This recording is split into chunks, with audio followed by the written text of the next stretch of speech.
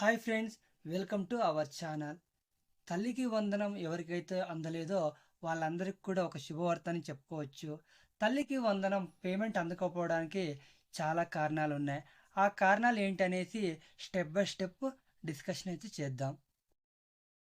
ఇలాంటి గవర్నమెంట్ పథకాలకు సంబంధించిన తాజా అప్డేట్ కోసం మన ఏకే తెలుగు టెక్నికల్ యూట్యూబ్ ఛానల్ని అయితే సబ్స్క్రైబ్ చేసుకోండి.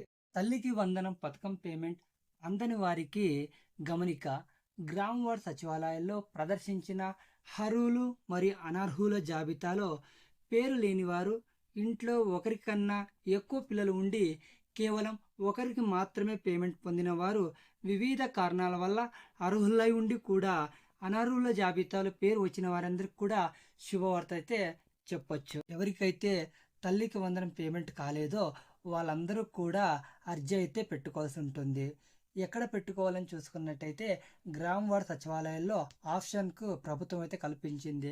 గ్రామ వార్డు సచివాలయాల్లో కల్పించిన తల్లికి వందనం గ్రీవెన్స్లో ఎవరైతే దరఖాస్తు చేస్తారో అందులో అర్హులు అని తేలిన వారికి ప్రభుత్వం మరల నగదును విడుదల చేయడం జరుగుతుంది. ఇది గుర్తుపెట్టుకోండి. తల్లికి వందనం పథకం ద్వారా ఇంట్లో ఎంతమంది పిల్లలున్నా సరే, 1వ తరగతి నుండి ఇంటర్మీడియట్ 2వ సంవత్సరం వరకు అందరికీ కూడా ఎంతమంది ఉంటే అంతమంది వారి తల్లుల బ్యాంక్ ఖాతాలో అయితే నగదు జమ అవుతుంది. ఎస్సీ విద్యార్థుల యొక్క ఆధార్ కార్డుకు లింక్ అయినటువంటి బ్యాంక్ ఖాతాలో నగదైతే జమ అవుతుంది. మిగిలిన విద్యార్థులకు కూడా వారి యొక్క తల్లి లేని పక్షాన, తండ్రి లేని పక్షాన సంరక్షకులు ఆధార్ కార్డుకు లింక్ అయినటువంటి బ్యాంక్ ఖాతాలో అయితే నగదు జమ అవుతుంది. తల్లికి వందనం పేమెంట్ మొదటగా ఒక్కొక్క విద్యార్థికి 15,000 రూపాయలు అని చెప్పడం జరిగింది. అందులో 2,000 రూపాయలు స్కూల్ మెయింటెనెన్స్ ఫండ్గా కింద ఆయా స్కూల్లో ఖాతాల్లో కలెక్టర్ వారి ఆమోదం మేరకు పడడం జరుగుతుంది. మిగిలిన 13,000 రూపాయలు ఒక్కొక్క విద్యార్థి చొప్పున వారి యొక్క తల్లుల ఖాతాల్లో అయితే జమ అవటం జరిగింది. అలానే చూసుకున్నట్టయితే తల్లికి వందనం పేమెంట్ అలానే అప్లికేషన్ స్టేటస్ ఎలా చూసుకోవాలని అనుకున్నట్టయితే మన ఛానల్లో దీనికి సంబంధించి ఫుల్ వీడియో ఉంది. ఒకసారి ఎవరికైతే అమౌంట్ పడలేదో ఒకసారి దాంట్లో స్టేటస్ అనేది చెక్ చేసుకోండి. తల్లికి వందనం పథకం సంబంధించి పేమెంట్ అందకపోవడానికి చాలా కారణాలు ఉన్నాయి. ఆ కారణాలు ఏంటో స్టెప్ బై స్టెప్ తెలుసుకుందాం. ముందుగా చూసుకున్నట్టయితే ఫస్ట్ ప్రాబ్లం ఏంటని చూసుకున్నట్టయితే తల్లి యొక్క ఆధార్ కార్డుకు బ్యాంక్ ఖాతా ఎన్పిసిఐ లింక్ లేకపోవటం. మరి ఇలా ఉంటే ఏం చేయాలని చూసుకున్నట్టయితే ఆధార్ కార్డుకు బ్యాంక్ ఖాతా లింక్ లేకపోతే వారు తప్పనిసరిగా బ్యాంకుకు వెళ్ళి ఆధార్ కార్డుకు బ్యాంక్ ఖాతా లింక్ చేయించుకోవాల్సి ఉంటుంది. అయినప్పటికీ అనర్హుల జాబితాలో పేరు వచ్చినట్టయితే అప్పుడు దగ్గరలో ఉన్న పోస్ట్ ఆఫీస్కి వెళ్ళి ఆధార్ కార్డ్ ఎన్పిసిఐ లింక్ చేస్తూ కొత్త ఖాతాను ఓపెన్ చేసుకున్నట్టయితే వారికి నేరుగా నగదు అనేది ఆ అకౌంట్లో జమ అవుతుంది. సెకండ్ పాయింట్ చూసుకుంటే తల్లి లేదా పిల్లలు పూర్తిగా రైస్ కార్డులో లేకపోవడం వల్ల కూడా అమౌంట్ అనేది పడదు. తల్లి మరియు పిల్లలు తప్పనిసరిగా రైస్ కార్డులు అయితే ఉండాలి, లేకపోతే ఈ పథకం అనేది వర్తించదు. వేరే వేరే కార్డులు ఉన్నప్పటికి కూడా నగదైతే జమ అవుతుంది.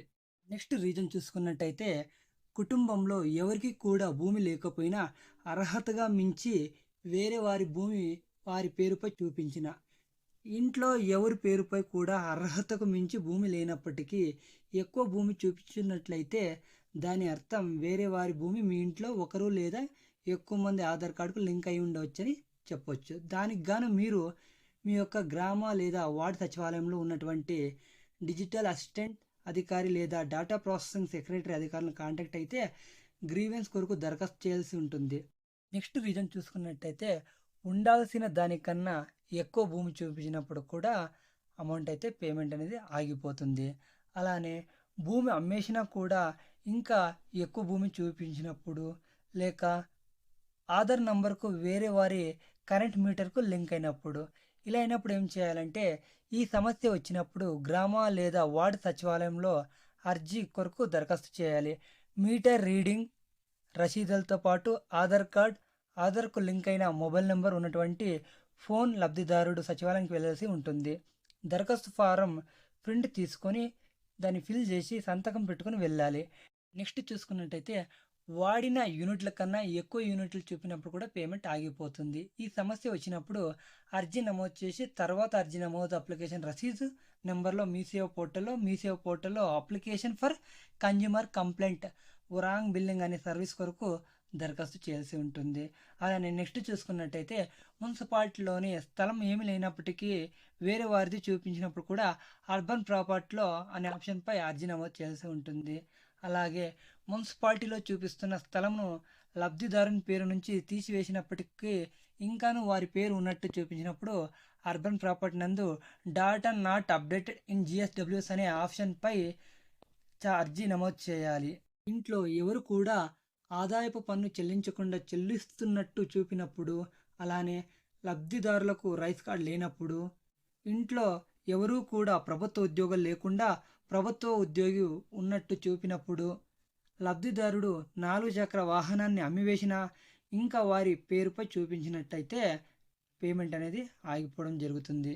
లబ్ధిదారుడు మరియు పిల్లలు హౌస్ హోల్డ్ మ్యాపింగ్లో లేకపోయినట్లయితే కూడా పేమెంట్ ఆగిపోతుంది. అలానే సరైన ఆదాయ ధృవీకరణ లేనందున, అలానే చూసుకున్నట్టయితే కుటుంబంలో 12,000 రూపాయల కంటే ఎక్కువ జీతం తీసుకునేవారు ఉన్నందున, ఆంధ్రప్రదేశ్లో స్థిర నివాసులు అయినప్పటికీ వేరొక రాష్ట్రంలో చదువుతున్నట్టయితే, కేంద్ర విద్యాలయాల్లో చదువుతున్నట్టయితే, లేదా పిల్లలు లేదా తల్లి యొక్క ఆధార్ క్యాన్సిల్ అయితే కూడా పేమెంట్ అనేది ఆగిపోవడం జరుగుతుంది. కేంద్రీయ విద్యాలయాలు చదువుతున్నట్లయితే ప్రభుత్వం ఇంకా దీనిపైన అయితే స్పష్టంగా ఆదేశాలు అయితే ఇవ్వలేదు. పైన చెప్పిన కారణాలలో ఏది ఉన్నా సరే వారికి తల్లి వందనం పేమెంట్ అనేది క్రెడిట్ అవ్వదు. ఇది గుర్తుపెట్టుకోండి. అసలైన అర్హులకు తప్పనిసరిగా ఆర్థిక లబ్ధి చేకూర్చేందుకు ప్రభుత్వం గ్రామ వార్డు సచివాలయాల్లో పై సమస్యల అర్హత ఉన్నప్పటికీ అనర్హులుగా జాబితాలో పేరు వచ్చినా లేదా అసలు జాబితాలోనే పేరు లేకపోయినా వారు అర్జీ పెట్టుకునేందుకు అవకాశం కల్పించడం జరిగింది. దరఖాస్తు చేసిన అర్జీలు తుది ఆమోదం పొందిన వారికి మరియు 1వ తరగతి నుంచి ఇంటర్మీడియట్ చదువుతున్న విద్యార్థుల తల్లులకు జూలై 5వ తారీఖున పేమెంట్ అనేది విడుదల అవ్వడం జరుగుతుంది. నెక్స్ట్ పాయింట్ గుర్తుపెట్టుకోండి.